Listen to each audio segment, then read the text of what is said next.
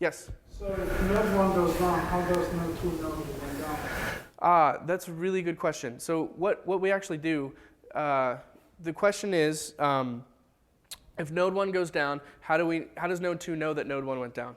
So there's constant communication happening between all nodes in the cluster, and we're measuring the response time.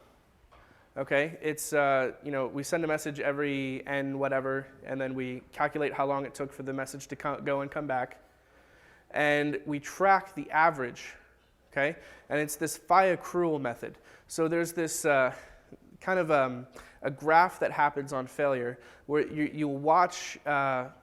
We calculate the percentage that the node, a percentage guess of whether or not the node is down, and there's a threshold that you can set in Akka to say, I want this, I want it to be like n% when I say, oh, there's a failure. I'm actually using the wrong math to describe it, but essentially what we do is we use the average response time that we just got back to determine the percent likelihood that the other node crashed.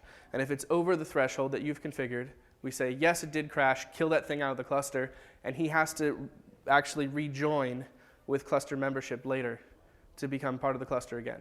Okay? So that's something you do internally, you don't have to. You don't have to do any of that, yes.